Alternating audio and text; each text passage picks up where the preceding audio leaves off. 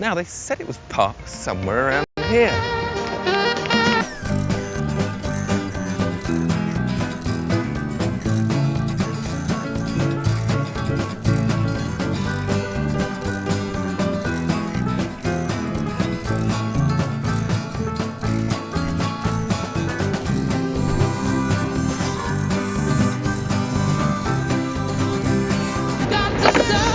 Is that it? Well, it certainly doesn't look that different on the outside. So how are the neighbours going to know I've spent all that extra money? Ah, well, there's a nice little clue.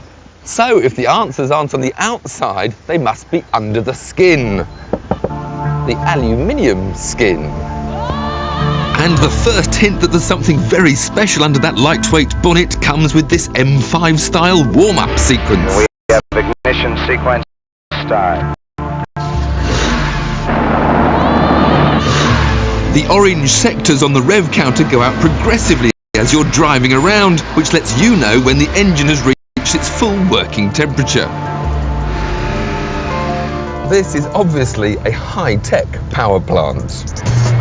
And to keep its output under control, it has more defense mechanisms than a Tornado jet fighter.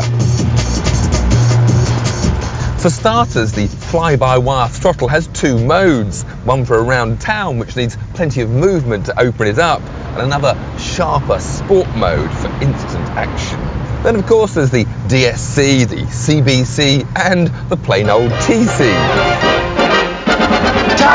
No, I mean traction control. All these clever little regulators stop you spinning, sliding or skidding any of the wheels, however ham-footed a driver you might be. So as we head out into the country, I'll leave all my backups switched on for the moment. But as the engine is now up to full operational temperature, I'll simply sharpen the throttle response at the press of a button and begin to learn what this M3 is all about. Indeed, if like me you thought the 231 bhp in the 330i was impressive, then the 343 horsepower this M3 has will blow you away. And to cope with it, BMW have provided a state-of-the-art limited slip differential, so that traction control is rarely needed on dry roads. Even uneven surfaces fail to loosen the M3's grip. But the worst bumps do send shockwaves up your spine as the sport suspension tries to find that optimum balance between road holding and comfort.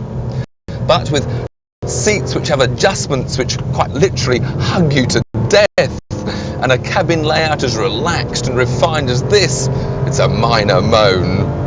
The cross-country ability of this M3 is simply awesome. It's no longer a sports saloon, not even a sports coupe. It's moved the 3 Series into the GT category. With its radically revised version of BMW's fabled straight-six engine, it'll whisk you to 60 in 4.8 seconds and take you to 100 in 11.5. And it's got competition-inspired brakes which stop it from 60 in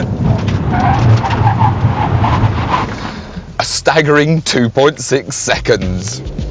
Once you've brought it to a standstill, you can begin to appreciate the M3's subtle styling cues. The M-style door mirrors, the special 18-inch rims, wider flared arches hiding a wider track, a deeper front spoiler, a discreet power bulge in the bonnet, distinctive 4-pipe exhaust, and of course, the little badge on the boot. But now, for the diesel lovers, it's time to make the tea.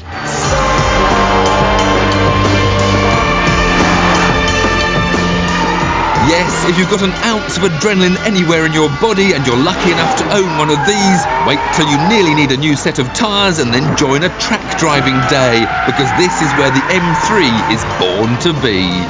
The throttle remains in sport mode, the DSC is off, and the smile just gets wider and wider. It just amazes me that you now have a road car that can become a track car without any compromises.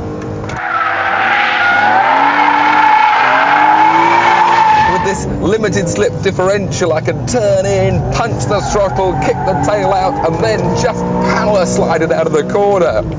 And through this downhill sweep here, the M3 just seems glued to the road. So good is its change of direction, its positive handling, and the brakes, even after several laps that would normally see a road car's pads smoking to oblivion, are still as good as new. Plenty of rubber left. A few more laps, I think.